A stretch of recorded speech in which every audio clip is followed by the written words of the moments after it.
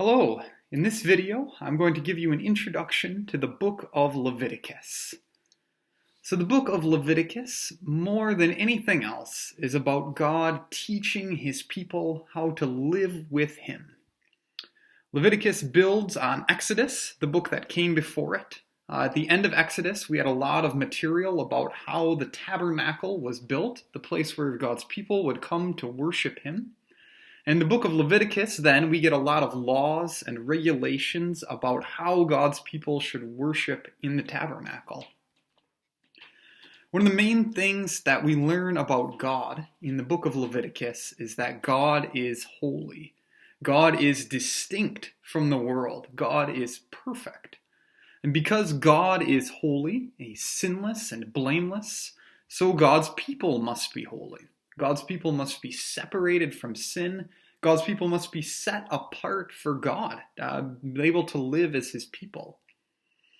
So Leviticus gives many instructions. There's particularly instructions about offerings and sacrifices, and there's instructions about holy living.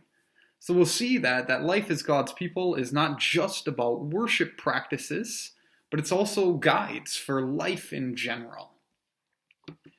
One of the things that we see a lot in the book of Leviticus is sacrifices. And right at the beginning of the book, there's a description of 5 different sacrifices.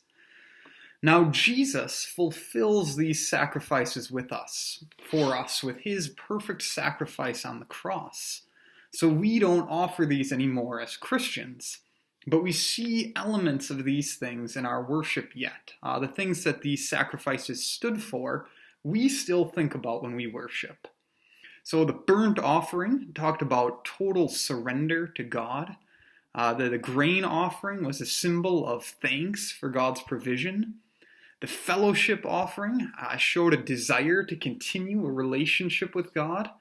And the last 2 offerings, the sin offering and the guilt offering, were about payment and restitution, acknowledged how the people had strayed away from holiness. And these were ways for them to be made right with God again. The book of Leviticus is filled with laws and instructions, and at times can seem heavy and strict to us. But we need to keep in mind that this is really a sign of God's grace. God is giving his people access to him. He's providing ways to graciously remove their sins.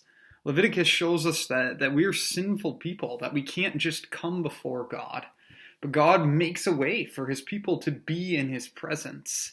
And that points us ahead to Jesus, who cleanses us from our sins, who enables us to be God's people and live with him.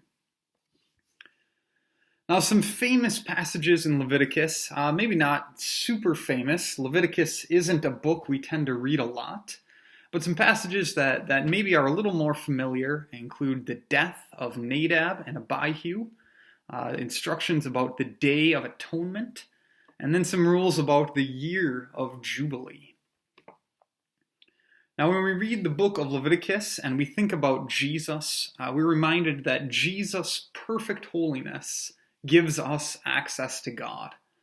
We fall short again and again when it comes to living in holy ways.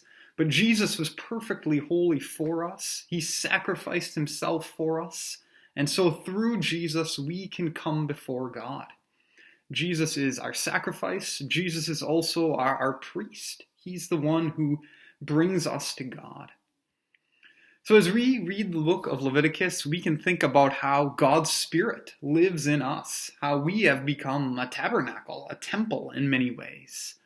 And so we should imitate Jesus. We should live a holy life as God instructs. We should grow in him, separating ourselves from sin, setting ourselves apart to live for God.